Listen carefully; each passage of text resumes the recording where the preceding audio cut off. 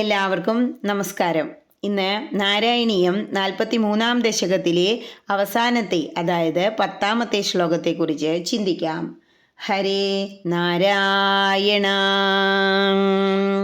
വാദാത്മകം ധനുജമേവ മയി പ്രധുന്വൻ വാദോദ്ഭവാൻ മമ ഗദാൻ കിമു നോധുനോഷി കിം വാ കരോമി പുനരപ്യനിലാലയേശ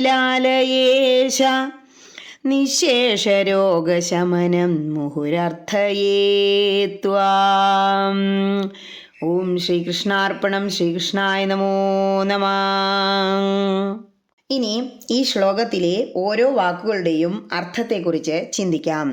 വാദാത്മകം, വാദസ്വരൂപനായ, അതായത് വാദം എന്ന് പറഞ്ഞാൽ കാറ്റ് എന്നാണ് അർത്ഥം. കാറ്റിൻ്റെ രൂപത്തിൽ വന്ന, ആരാ വന്നേ? ധനുജ, അസുരൻ വന്നു.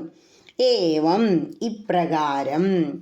ഐ അനിലാലയേശ, അല്ലയോ ഗുരുവായൂരപ്പ, അവിടെയും അനിലൻ എന്ന് പറഞ്ഞാൽ കാറ്റ് തന്നെയാണ്. അതായത് വാദാലയേശ എന്ന് വിളിക്കുകയാണ്. പ്രധുന്വൻ ത്വം, നിഗ്രഹിച്ച നിന്തിരുവടി.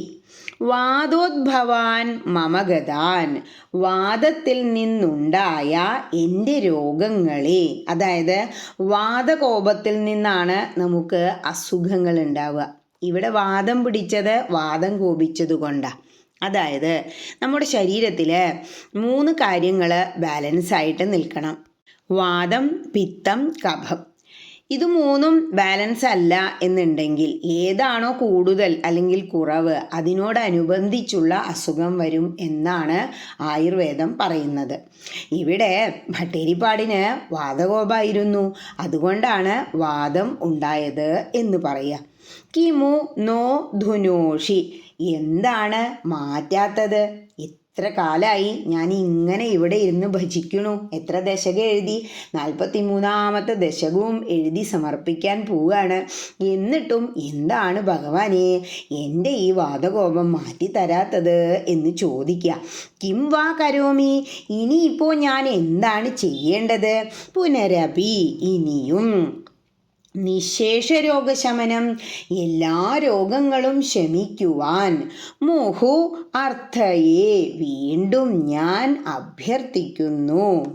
ആരോട്? ത്വാം, അങ്ങയോട്. ഹേ ഭഗവാനെ, ഗുരുവായൂരപ്പ, അങ്ങയോട് ഞാൻ അഭ്യർത്ഥിക്കുന്നു എന്ന് പറയാണ്.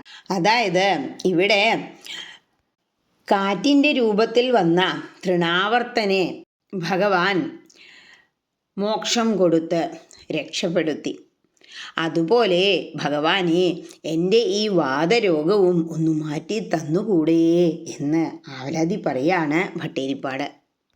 ഇനി ഈ അർത്ഥങ്ങളെല്ലാം മനസ്സിൽ വച്ചുകൊണ്ട് ആ ശ്ലോകം ഒന്നുകൂടി ചൊല്ലി നോക്കണം. എന്താ പറയണേ?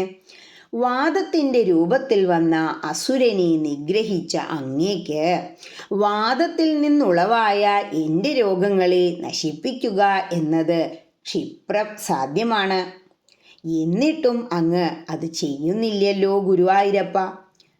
ഞാൻ വീണ്ടും വീണ്ടും എൻ്റെ നിശേഷമായ രോഗശമനത്തിന് വേണ്ടി അങ്ങയെ മാത്രം ശരണം പ്രാപിക്കുന്നു. ഇത്രയും കാലം അവിടെ ഇരുന്ന് എഴുതി 43 ദശകങ്ങൾ എഴുതി സമർപ്പിച്ചു. എന്നിട്ടും നിശേഷ രോഗശമനം വരുന്നില്ല. എന്താ അങ്ങനെ പറയുന്നേ? വാദരോഗം മാത്രമല്ല, എനിക്ക് മനസ്സിനെന്തെങ്കിലും അസുഖം ഉണ്ടെങ്കിൽ, ശരീരത്തിൽ മറ്റു ഭാഗങ്ങളിൽ എവിടെയെങ്കിലും വല്ല അസുഖങ്ങളും ഉണ്ടെങ്കിൽ ആ രോഗങ്ങളെല്ലാം, അതാണ് നിശേഷ രോഗശമനം, സർവ്വരോഗങ്ങളും മാറ്റിത്തരയണമേ ഗുരുവായൂരപ്പ എന്ന് പ്രാർത്ഥിക്കുകയാണ്. ഇനിയും ഞാൻ എന്താ ചെയ്യേണ്ടേ? ഇവിടെ ഇരുന്ന് ഇനിയും അങ്ങയുടെ അവതാരങ്ങളെ കീർത്തിക്കണോ?